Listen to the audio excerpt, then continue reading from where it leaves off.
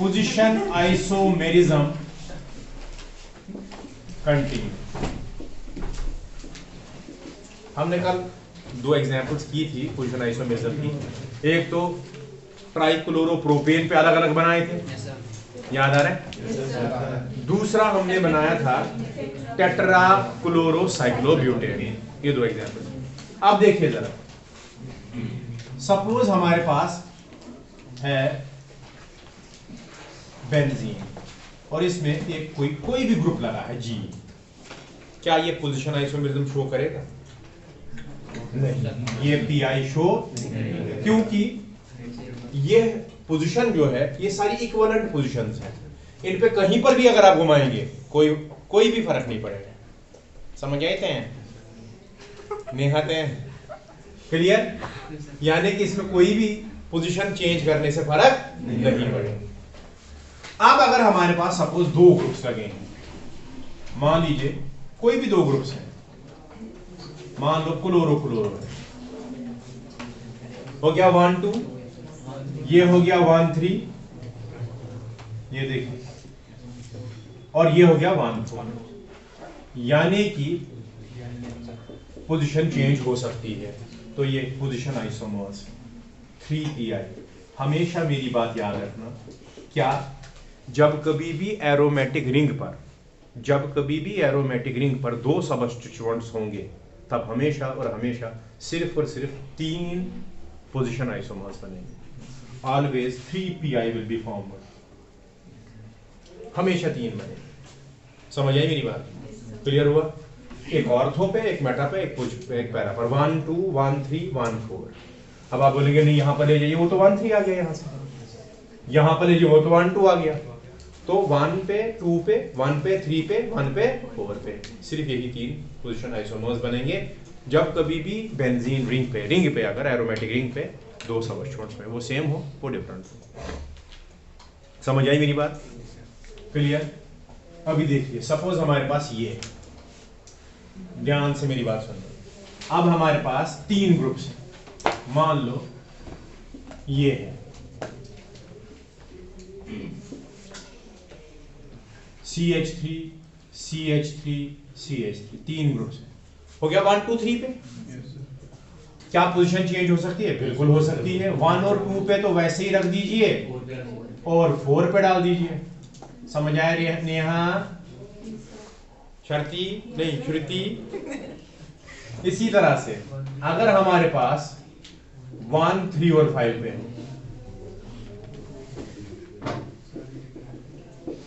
समझ आई मेरी बात? इसमें भी हमेशा 3 पोजीशन आइसोमर्स बनेंगे। और भी कोई चेंज कर दीजिए आप, कुछ नहीं फर्क पड़ेगा। देखिए आप, सपोज कोई बच्चा बोलता है मेरे को यहां पर डाल दीजिए, तो वो भी 1 2 और फिर हो गया 4। यानी कि कोई भी पोजीशन आप चेंज करेंगे, कोई फर्क नहीं पड़ना, 3 ही पोजीशन आइसोमर्स बनेंगे। समझ आई मेरी बात? आप अगर हमारे पास हो सपोज 4 ग्रुप्स लगे हैं, इधर देखें जरा ध्यान से। सपोज हमारे पास 1 2 3 और 4 ग्रुप्स लगे हैं। इसमें भी 3 ही पोजीशन आइसोमर्स बनेंगे। देखो कैसे, 1 और 2 को छेड़ेंगे ही नहीं हम। सपोज इसको हमने ऐसे ही रखा, इसको इधर लाया और इसको इधर लाया, ये एक बन गया। सपोज हमने 3 कंटिन्यूटी में रख दिए, 1 2 और 3, और इसको इधर आया, और कुछ नहीं कर सकते हम। जब भी आप इंटरचेंज करेंगे सेम बनेगा। यानी कि इसमें भी कितने पीआई बनेंगे? 3 पोजीशन आइसोमर्स। समझ आई मेरी बात? क्लियर हुआ? समझ आ रहा है तेरे को? झूठ बोल रहे हैं? हाँ, क्लियर हुआ? नहीं, तेरे चेहरे से मुस्कुराहट नहीं आ रही है, घबराहट आ रही है। इसी तरह से अब अगर हमारे पास होगा सपोज 4 के बदले 5 ग्रुप्स लगे, सपोज CH3 ही लगा, 1 2 3 4 5, इसमें पीआई नहीं होगा। सवाल पैदा होता है क्यों नहीं होगा? किसी की भी पोजीशन चेंज कर दी, इसको इधर डाल दे तो भी 5 कंटिन्यूटी में आएंगे ना, 1 2 3 4 5। कहीं पर भी किसी को भी डालेंगे, 5 कंटिन्यूटी में आएंगे, यानी कि पोजीशन आइसोमर नहीं बनेगा।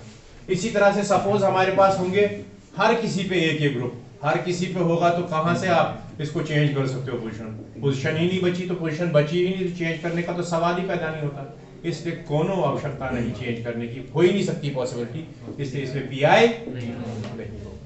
यानी कि पीआई तब होगा जब 2, 3 या 4 ग्रुप्स होंगे, चाहे 2 हो, चाहे 3 हो, चाहे 4 ग्रुप्स हो, हमेशा 3 पोजीशन आइसोमर्स बने। समझ आई मेरी बात? क्लियर हुआ यहां तक? समझ आया तेरे को? क्या नाम है तेरा? आज होने दे। क्लियर हुआ ये? आज अब जरा हम पोजीशन आइसोमर और चेन आइसोमर पे एक मिक्स्ड क्वेश्चन कर लेते हैं, ठीक है?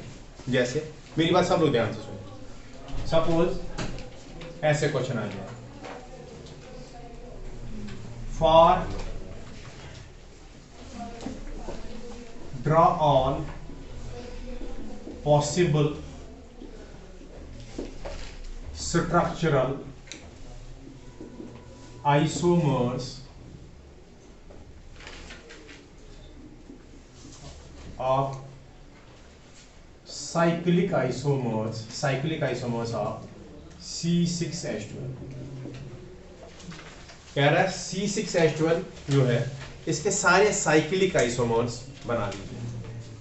C6H12 हो गया साइक्लोहेक्सेन, अगर सिंपली हम लें, यानी कि इसमें एक रिंग होगा, क्योंकि इसका DU डिग्री ऑफ अनसैचुरेशन 1 होगा, क्योंकि एक ही रिंग होगा। जब हम फार्मूला लगाएंगे DU निकालने की, मैं कराऊंगा आपको, ठीक?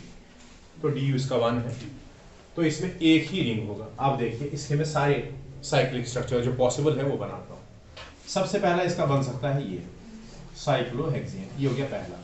ध्यान से सब लोग देखें, बाद में नकल उतारे।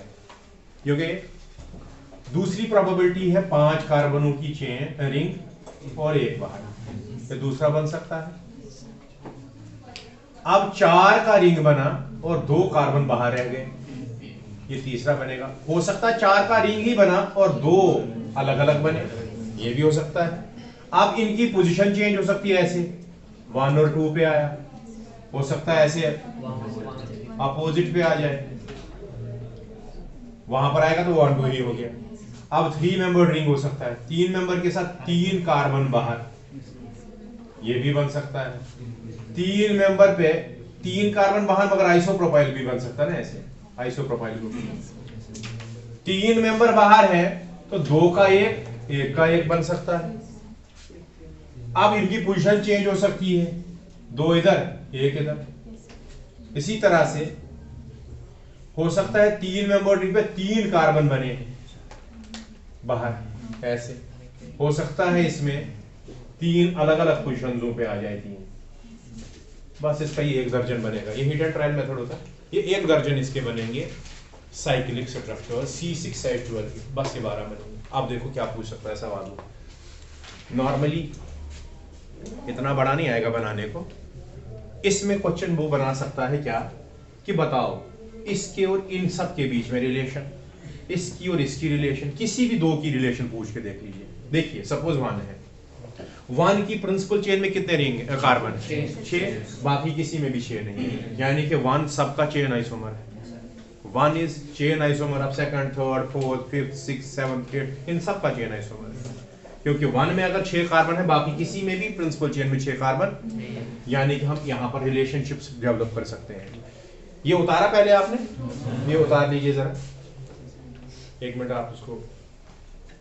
12 बनेंगे से, गलती से हमने क्लोरीन लिखा है यहाँ पर, ये क्लोरीन नहीं है, ये इसी के है ना, कोई क्लोरीन नहीं है यहाँ पर, ठीक है। आप जरा इनकी रिलेशनशिप देखते हैं। जैसे रिलेशनशिप में क्या आएगा, हम कह सकते हैं 1 is chain isomer of all, ये सबका चेन आइसोमर है। सपोज कोई आपसे पूछे 2 के रिलेशन क्या है थर्ड के साथ, 2 3 क्या है आपस में? चेन आइसोमर्स, क्योंकि इसकी चेन प्रिंसिपल चेन में 5, इसकी प्रिंसिपल चेन में CI। अब अगर कोई पूछे तीसरा और चौथा क्या है, ना ना ना ना, प्रिंसिपल चेन में 4 4, मैंने कहा था आपको साइड चेन में भी फर्क हो सकता है, वो चेन आइसोमर होता है। चेन आइसोमर क्या होता है? जब कभी भी आपको या तो प्रिंसिपल चेन में कार्बनों का डिफरेंस हो या तो साइड चेन में, ये बोल चुका हूं मैं। तो यहां पर प्रिंसिपल चेन में 4 है, मगर साइड चेन में इसमें 1 इसमें, यानी कि 3 और 4 अगर कोई आपसे पूछे, यहां तक उतारा ना आपने 2 और 3, अब देखिए 3 और 4 अगर आपसे कोई पूछे, 3 4 आर चेन आइसोमर्स, ये भी चेन आइसोमर। 4 और 5 आर पोजीशन, क्यों? प्रिंसिपल चेन में 4, साइड चेन में 1, प्रिंसिपल चेन में 4, साइड चेन में 1, ये 1 डाइमिथाइल, वो 1 2 डाइमिथाइल, सिर्फ पोजीशन का फर्क है, यानी कि 4 5 R pi, position isomers of each other. समझ आई मेरी बात? इसी तरह से सपोज आपको पूछे कोई 5 और 6, ये भी पोजीशन आइसोमर्स है। 6 और 7 क्या है? चेन आइसोमर्स फिर से, क्योंकि इसकी चेन में 4, इसकी चेन में, समझ आई मेरी बात? 6 और 7 आर चेन आइसोमर्स। 7 और 8 क्या है? 7 और 8 क्या है, जरा बताएं? ये भी चेन आइसोमर्स, क्योंकि रिंग में तो 3 है, मगर इसकी साइड चेन में 2 और इसकी साइड चेन में 3 कार्बन है, ये भी चेन आइसोमर्स है। समझ आई मेरी बात? यानी कि अब आप किसी का भी देख सकते हैं आपस में रिलेशन। सपोज कोई आपसे पूछे 10 और 11 क्या है? 10 और 11 भी चेन आइसोमर्स है, क्योंकि इसकी चेन साइड चेन में 2 कार्बन, इसमें 1 ही 1। अगर कोई आपसे पूछे 11 और 12 क्या है? 11 और 12 आर पोजीशन आइसोमर्स। यानी कि कभी भी आप पहचान सकते हैं, सिर्फ आपको ये करेक्टली पता होना चाहिए कि चेन आइसोमर और पोजीशन आइसोमर में फर्क क्या है। चेन आइसोमर होता है वो आइसोमर्स जिनमें या तो प्रिंसिपल चेन की साइज में या तो साइड चेन के साइज में फर्क हो। पोजीशन आइसोमर्स में दोनों का साइज सेम होता है, साइड चेन का भी और प्रिंसिपल चेन का भी, और पोजीशन ऑफ फंक्शनल ग्रुप और सबस्टिट्यूएंट में वेरी विल वेरी, रादर में नहीं, विल वेरी। इसको हम कहते हैं chain isomer and position isomer. क्या मेरी बात समझ आ रही है? सब क्लियर हुआ? ये पहली बात समझ आई बेटा? श्रुति क्लियर हुआ ये कि नहीं थी?